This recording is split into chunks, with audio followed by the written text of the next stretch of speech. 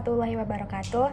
Halo teman-teman, perkenalkan nama saya Pratiwi Mesapiardi dengan NPM 240510201119 dan nomor komputer 12. Pada video kali ini saya akan menjelaskan bagaimana cara melakukan analisis regresi linear berganda menggunakan aplikasi SPSS khususnya untuk uji F dan uji T. Sebelum masuk ke proses pengolahan data, saya akan menjelaskan terlebih dahulu data yang digunakan dalam analisis ini.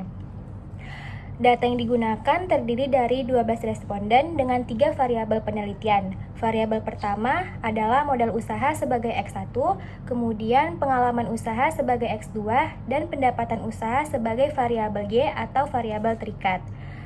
Tujuan dari penelitian ini adalah untuk mengetahui apakah modal usaha dan pengalaman usaha memiliki pengaruh terhadap pendapatan usaha, baik secara masing-masing maupun secara bersama-sama. Dalam analisis regresi linear berganda, terdapat beberapa pengujian yang biasa dilakukan. Namun, pada video ini saya akan lebih fokus membahas uji T dan uji F. Uji T digunakan untuk melihat apakah setiap variabel bebas, yaitu modal usaha dan pengalaman usaha, memiliki pengaruh terhadap pendapatan usaha secara individu atau parsial. Sedangkan uji F digunakan untuk melihat apakah kedua variabel tersebut jika diuji secara bersamaan berpengaruh terhadap pendapatan usaha.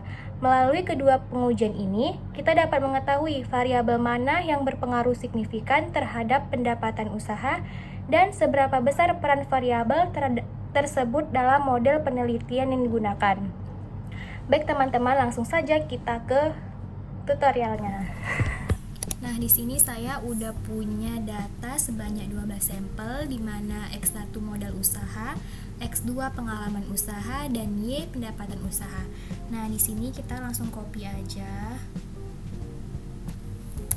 Lalu kita masukkan ke SPSS.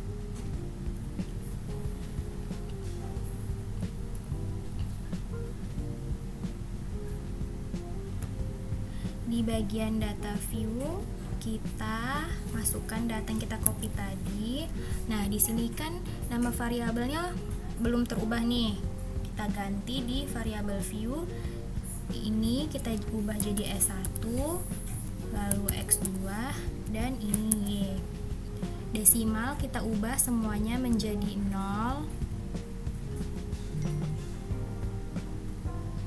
Dan yang label ini untuk X1 modal usaha, untuk X2 pengalaman usaha, dan yang Y pendapatan usaha.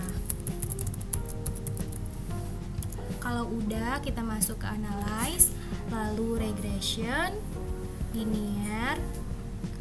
Nah, yang dependen ini kita masukkan yang pendapatan usaha atau Y. Untuk independen kita masukkan modal usaha atau X1 dan pengalaman usaha atau X2. Kalau udah, kita klik OK. Nah, di sini udah keluar kan outputnya. Sekarang waktunya kita interpretasikan. Oke teman-teman, setelah tadi kita klik OK, sekarang udah muncul nih output dari SPSS-nya. Sekarang kita akan membahas hasil output dari SPSS ini. Nah, pertama kita lihat tabel model summary di mana R-square-nya ini sebesar 0,842 atau 84,2%. Artinya, modal usaha dan pengalaman usaha dapat menjelaskan pendapatan usaha sebesar 84,2%. Sedangkan sisanya 15,8% dipengaruhi oleh faktor lain di luar model. Selanjutnya kita masuk ke tabel ANOVA untuk melihat uji F. Dari hasil output ini diperoleh nilai signifikannya sebesar 0,00. Karena nilai tersebut lebih kecil dari 0,05, maka dapat disimpulkan bahwa modal usaha dan pengalaman usaha secara bersama-sama berpengaruh terhadap pendapatan usaha. Setelah itu, kita lanjut ke tabel koefisien untuk melihat uji T. Untuk melihat bagaimana pengaruh masing-masing variabel secara terpisah. Nah, di variabel modal usaha, nilai signifikannya adalah 0,347.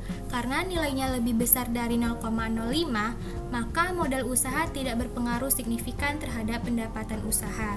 Sedangkan untuk variabel pengalaman usaha, pengalaman usaha signifikannya 0,07. Karena nilainya lebih kecil dari 0,05, maka dapat kita simpulkan bahwa pengalaman usaha berpengaruh signifikan terhadap pendapatan usaha.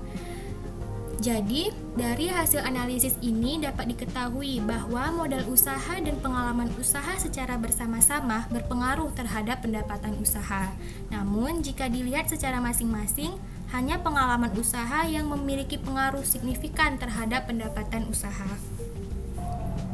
Nah teman-teman, itulah cara membaca hasil uji F dan uji T pada regresi linear berganda menggunakan software SPSS. Semoga penjelasan ini mudah dipahami dan dapat membantu teman-teman dalam menginterpretasikan hasil output SPSS. Terima kasih sudah menyimak dan sampai jumpa di video berikutnya.